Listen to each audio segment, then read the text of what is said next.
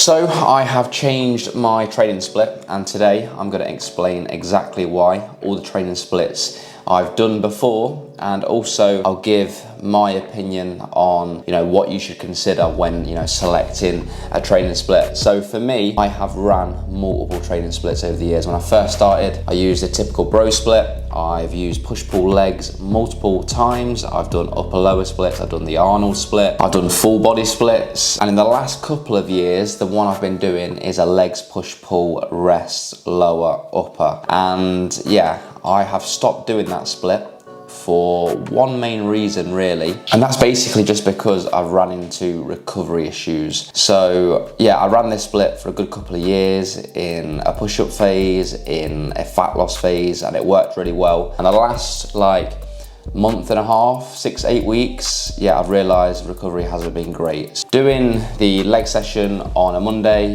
and having the other leg session on a Friday, I found no matter how I manipulated my volume on the Friday session, I just couldn't recover in time for the Monday. Also doing the upper session on the Saturday and the push session on a Tuesday, 72 hours rest, you'd think that would be enough to recover, but my logbook numbers said otherwise. So, yes, we can manipulate the volume of each session to try and recover.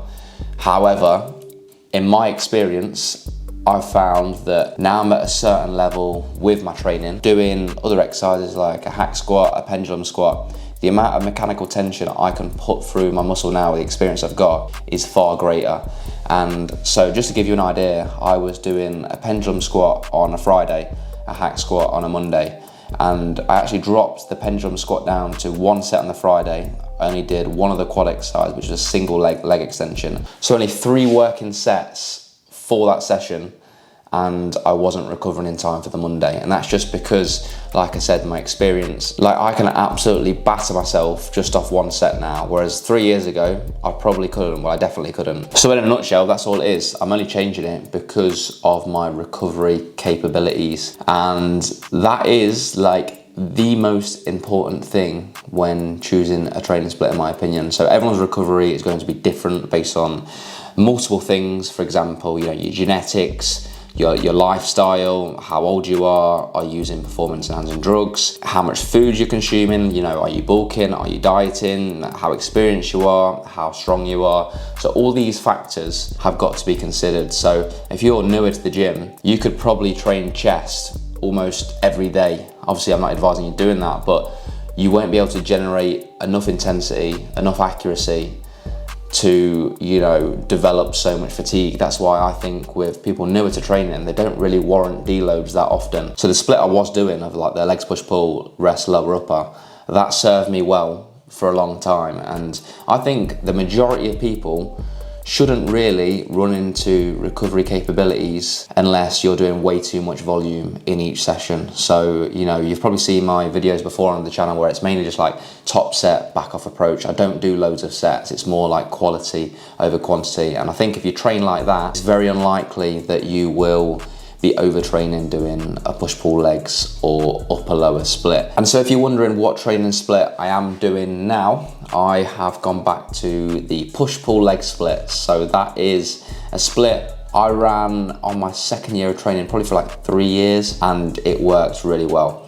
Back then, I was training 6 days a week. And looking back, I really didn't need to do that. I used to do push-pull legs, rest on a Sunday, which no way on earth now I could do that. What I'm doing now is a 3 on, 1 off, 2 on, 1 off. So every Wednesday and Sunday is a rest day. So it rotates over 3 weeks. I'll have 2 rotations for push, 2 rotations for pull, 2 rotations for legs.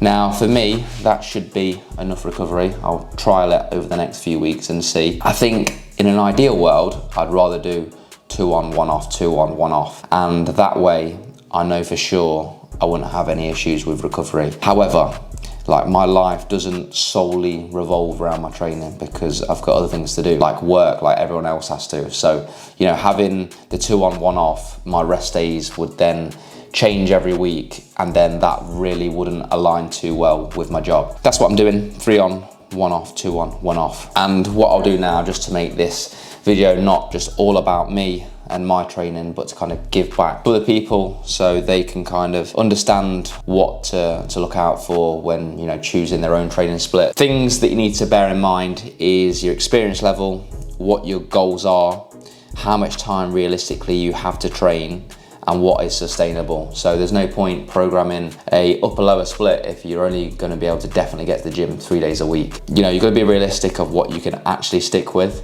But in truth, like, it really doesn't matter what training split you select. It's one of them, you just do what you can recover from, if that makes sense. That's all it is. It doesn't matter literally how you split things up, as long as you're recovering and you're progressing the next session. I think that, you know, especially in your first few years of training, don't try and make your own like crazy splits up. Just go with the stuff that is proven to work. So for me, for example, if somebody came to me new to training, 9 times out of 10, I'd get them doing a full body split, just training 3 times a week, and that is all they'll need. Sometimes I get them on an upper lower split if they're adamant they want to train more frequently. Intermediates, I'd normally move them into an upper lower split or push pull legs, depending on, you know, their own personal circumstances. And then for advanced trainers, I'd say by that point you've probably got a good idea of what your body can recover from. Obviously, when you're more advanced, you are going to be stronger, so you are probably going to need more rest days to recover. So typically a lot of people that train as advanced trainers, they'll go into like your push-pull legs, they'll do maybe even like a bro split to give themselves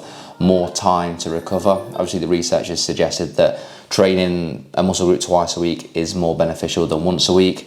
But then, you know, if you're trying to train chest every 3 days and it's not recovering, it's not, you know, optimal at all. What I would say for people that are more advanced as well, and you probably don't need my advice because you're already advanced, but if you are thinking of doing like a full body split, I would just be aware of kind of like how long your sessions will take. You know, if you're doing chest, legs, back all in one session, the amount of time it will take you to warm up to get into your working sets for each muscle group, your sessions could take a long time. I ran that full body split for like, I don't know, 3-4 months, and whilst there is some benefits, it also makes the sessions quite long. So that's just something to bear in mind. But to conclude what training split you should go for, obviously I've mentioned a number of different ones, and to be fair, I've not even scratched the surface. You can split your training up into so many different ways, which really, you know, just choose one that you're going to enjoy and you can recover from. That's all I'd say. That's where I'm going to leave it. That's where I'm at with my training. There'll be another video out soon, probably, maybe next Sunday, maybe in the week. I'll see how much time I've got, but I hope this video was useful. Please drop a like if it was, subscribe to the channel if you're new, and I'll see you in the next video.